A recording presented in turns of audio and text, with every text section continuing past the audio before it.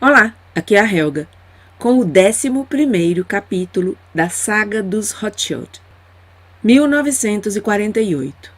Na primavera daquele ano, os Rothschild subornaram o presidente Harry Truman, 33º presidente dos Estados Unidos, desde 1945 a 1953, e o fizeram para que ele reconhecesse Israel como um Estado soberano, dando-lhe $2 milhões para sua campanha política.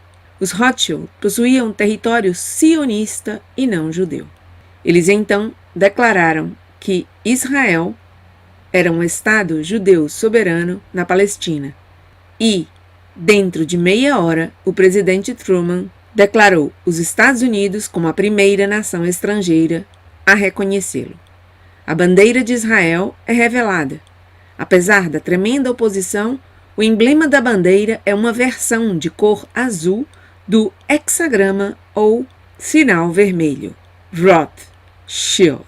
Isso irrita os judeus, que percebem que esse hexagrama foi usado nas antigas religiões misteriosas como o símbolo de Moloch, descrito como um demônio de sacrifício involuntário, e, que interessante, também é o nome da coruja de pedra que a elite cultua em Bohemian Grove. Também Astaroth, descrito como o senhor tesoureiro do inferno. O hexagrama também foi usado para representar Saturno, que tem sido identificado como o nome esotérico de Satanás. Isso indica que qualquer pessoa morta em nome de Israel é realmente um sacrifício a Satanás. Esses judeus dissidentes acreditam que o menorá, o símbolo judeu mais antigo, deveria ser usado e apontam que o hexagrama nem sequer é um símbolo judeu, mas é claro que os sionistas de Rothschild o usam e é o que termina nos Rothschild, isto é, sionista, isto é, bandeira de Israel. Nas primeiras horas do dia 19 de abril daquele ano, de 1948, 132 terroristas judeus da gangue Irgun, liderados pelo futuro primeiro-ministro israelense Menachem Begin, e a gangue Stern, liderada pelo futuro primeiro-ministro israelense Yitzhak Shami, massacraram brutalmente 200 homens, mulheres e crianças, enquanto estes estavam dormindo pacificamente na aldeia árabe de Deir Yassin. Após a transferência por parte das Nações Unidas da Palestina para um Estado judeu independente e um Estado árabe independente, em 15 de maio, os israelenses lançaram um ataque militar aos árabes com alto-falantes estridentes em seus caminhões, informando aos árabes que, se não fugissem imediatamente, seriam abatidos. 800 mil árabes, com a recente memória do massacre de Deir Yassin na vanguarda de suas mentes, fugiram em pânico. Eles pediram ajuda aos estados árabes vizinhos, mas esses países não se envolveram, pois não eram páreo para os israelenses, cujo hardware militar atualizado havia sido fornecido pelo regime stalinista judeu na Rússia. Após esse ataque, os judeus agora controlavam 78% da ex-Palestina, em oposição aos 57% que lhes foram dados ilegalmente pelas Nações Unidas. Os palestinos, muitos deles cristãos, nunca receberam remuneração por suas casas, propriedades e negócios roubados durante esse ataque judeu ilegal, e essas pessoas acabaram em cidades de favelas de tendas para refugiados. Além disso, pelo menos metade dos palestinos, com pressa de fugir, deixou suas certidões de nascimento para trás. O Estado de Israel aprovou uma lei pela qual somente aqueles que podiam provar a cidadania podiam retornar a Israel, fazendo com que esses 400 mil palestinos não pudessem retornar e perdessem todas as suas propriedades que haviam deixado lá. O judeu Ashkenazi Davi Ben Gurion, um dos fundadores de Israel, e seu primeiro-ministro, descrevem candidamente os objetivos sionistas em seu diário de 21 de abril de 1848, na seguinte maneira, abre aspas, o calcanhar de Aquiles da coalizão árabe é o Líbano. A supremacia muçulmana nesse país é artificial e pode ser facilmente derrubada. Um Estado cristão deveria ser estabelecido lá, com sua fronteira sul no rio Litani. assinaríamos um tratado de aliança com esse Estado. Assim, quando rompermos a força da Legião Árabe e bombardearmos Amã, poderíamos acabar com a Transjordânia depois que a Síria caísse. E se o Egito ainda se atrevesse a fazer guerra contra nós, bombardearíamos Port Said, Alexandria e o Cairo. Deveríamos assim terminar a guerra e teríamos pago ao Egito, a Síria e Caldeia em nome de nossos ancestrais. 1949.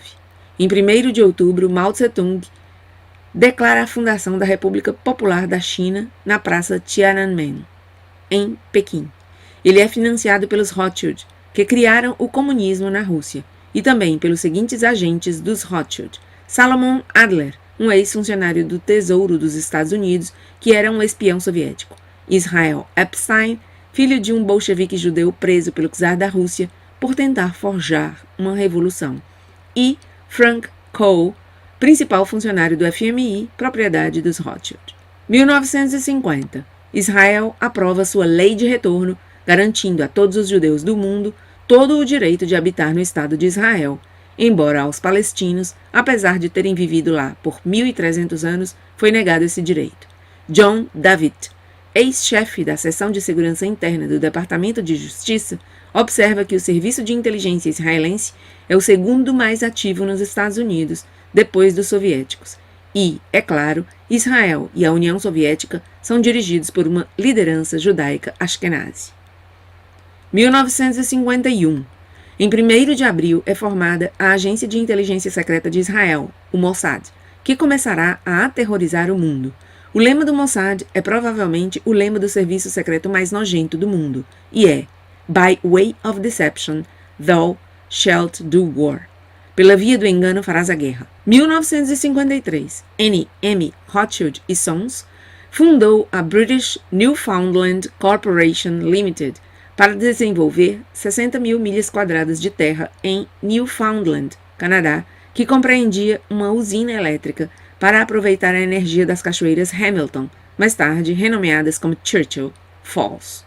Na época, esse era o maior projeto de construção já realizado por uma empresa privada. 1954. O caso Lavon.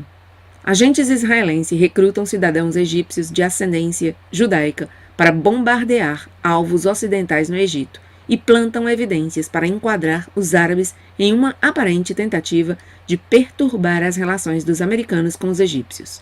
O ministro de Defesa de Israel, o judeu ashkenazi Pinhas Lavon, acabou sendo destituído do cargo, embora muitos pensem que a responsabilidade real esteja com Davi Ben-Gurion. Um microfone escondido, plantado pelos israelenses, é descoberto no escritório do embaixador dos Estados Unidos em Tel Aviv. 1955. Edmond de Rothschild funda a Compagnie Financière de Paris. 1956. São encontrados interceptadores telefônicos conectados a 2 telefones na residência do adido militar dos Estados Unidos, em Tel Aviv. 1957.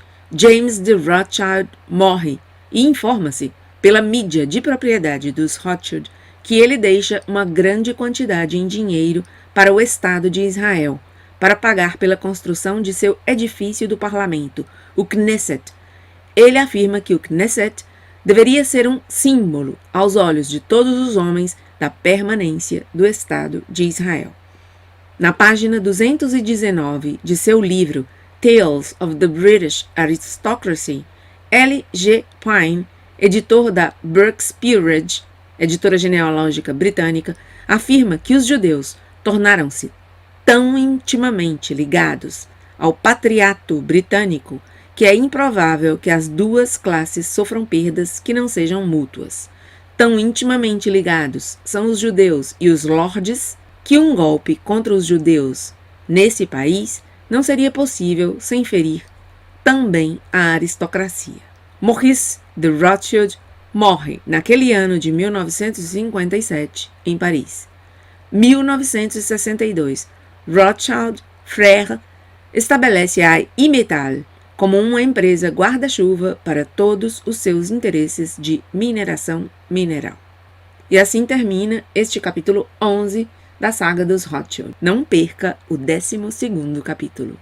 Nada mais pelo momento, obrigada por estar aí e até meu próximo vídeo.